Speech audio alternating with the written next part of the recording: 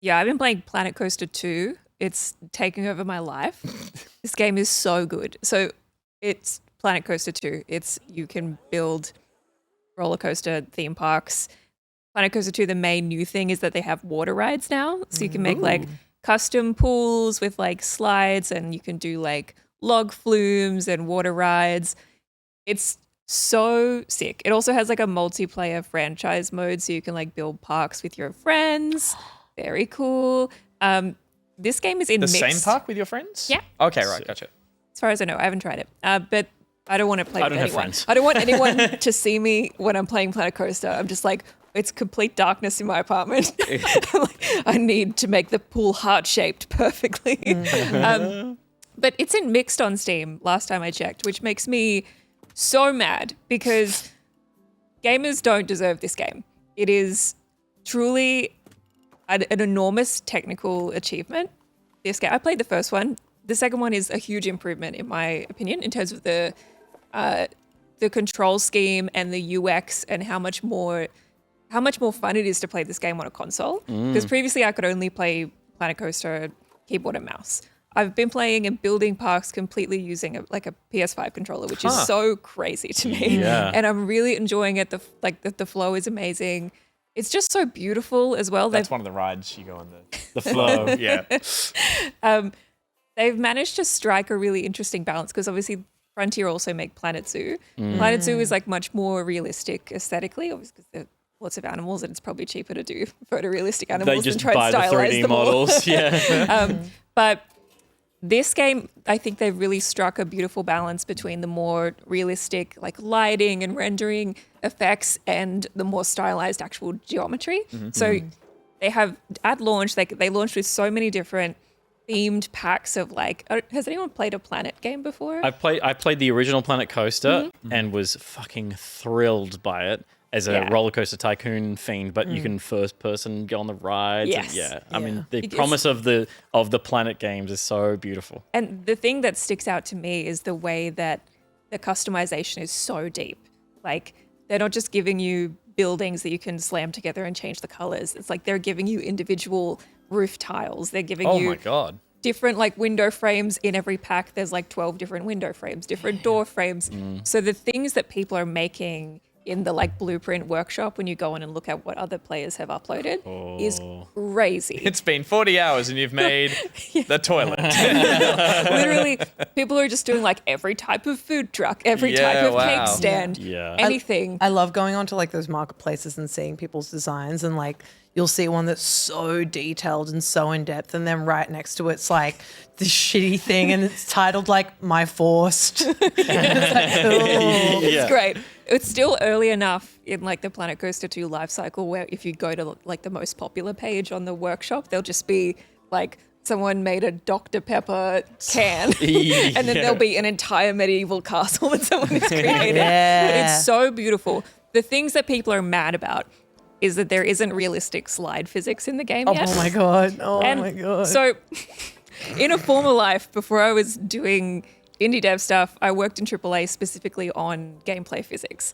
And when I tell you, no one should have to suffer that much. No one should ever have to make vehicle physics work in games. It is so hard. When you look at the technical achievement of this game, the level of customization, the fact that like the crowd AI pretty much works, that is amazing. It is so beautifully designed. It is so easy to use. I've had like maybe 4 or 5 little bugs that haven't really affected my gameplay experience. I just feel like the expectations on a simulation game like this are way too high. We need to accept that like they've built an entire world that you can customize to the finest detail. Yeah. It's funny because I did see... And look at it up close. Yeah. And see it from every angle and like, it's so beautiful. I did see a couple of sort of things going around on socials that were people who were being really heaping a lot of praise on it for some of the smallest details that I wouldn't have thought is a thing. There were people going, I'm just going to see if I can make paths round that will join to each other. Oh my God, you can. The new there were- pathing is so good. So I think there were potentially some frustrations in the previous game for what was a very good game that was like, oh, it'd be great if it had this, this, and this. And they've fixed those, but they're not really like back of the box sort of features that you're like, oh, isn't this the thing you all want? But it is the thing people have really been asking for. The things that make such a difference to the kind of player who's going to play this for like days on end, Yeah. they're all in there. The flow of like building a park and just sort of naturally following what's exciting and interesting to you. It's also like I'm not in this kind of game, I'm more of a creative mode. Like I just want to go and like build beautiful parks and I don't really care. I tried to take some gameplay footage to send to you, but I kept getting the notification. Many guests are desperate. I don't care. I get an Instagram ad constantly from a group in Melbourne. They do shirt embroidery, and they seem to only have a Roller Coaster Tycoon line at the moment, and it's just like a plain tee with an embroidered box notification. I want to go home, and the sad face of the guest in your park. It's so good. But it's like $80. It's fucking ludicrous. So there is, in terms of, there is a like just creative mode, endless. Yep. Full. Again, I can't remember when I played the last one, but the alternative to that is the park management. You know, earn enough. You can building also park that create succeeds, custom modes, so you can actually go down and like toggle on and off all the different features. If you're like, cool. oh, I still want guests to be hungry and thirsty and like need me to build facilities for them, but I don't want to have to think about money. You can do that, or you can change like they nice. even have even finer detail than that. You can change like the spawn rate of certain issues and that kind of thing. You can it's amazing what they've done. wow. Is there a campaign at all? I remember like There is, Yeah, yeah. cool. Yeah. Yeah. I like the idea of an option of nobody in this park should need to piss. There is a piss toggle. You do not need to pour pee ever in your life. Do you ever get hit with the kind of like creativeness paralysis that I find when I do these ones and you get a fresh park and you're like, where to start? And it's just like, I struggle so much to find Well, that's that. where the campaign comes into play. Yeah, okay. Because it is often you are taking over a struggling theme park. Yeah. And so it already has a theme. has It this- already has the some skeleton rides. of a kind you of jump like- in and you're like, you're Yeah. broke. Your Make some money, make it work. And I really like that about this. Has died, and you need to bring his. And there's a theme park man back with a to life. banana in his pants on Splash Mountain. What do you And do? he's saying, "I want to go home." So when we went to Gamescom in August for Lemonade to show Mystiques, and we were there for like a few extra days after the end of Gamescom, and we were trying to figure out what to do in Cologne, because Cologne's a pretty small city. If you've kind of been around for a couple of days, you've seen Smells most of great, Cologne. though. It actually super doesn't smell right. Yeah, more like colon. There we go. Nice. Yeah, there we go. So we just opened Google Maps on my phone and zoomed out, and we're like, what is like around Cologne? And there was just a pin on the map that said Fantasia Land. We were like, Well, you gotta go. tell me more about Fantasia Land. Looked at like the first initial description of it that was like, oh, a theme park built in the 60s. We're like, great, we're going. Yep. Assuming it's going to be kind of janky and run down and like whatever, it'll be a fun story that we can tell. We got there and it was so magical. It's actually one of the most beautiful places I've ever seen. I'm not like a big theme park person, but it was sort of like an old-timey theme park, but Yeah, like right. perfectly preserved. They and, still like, managed to updated. get around the copywriting. It was so early that they could get away with Fantasia Land. It must Yeah. have been before Fantasia. Well, I think so, because it was like Potentially. in the 60s. Yeah.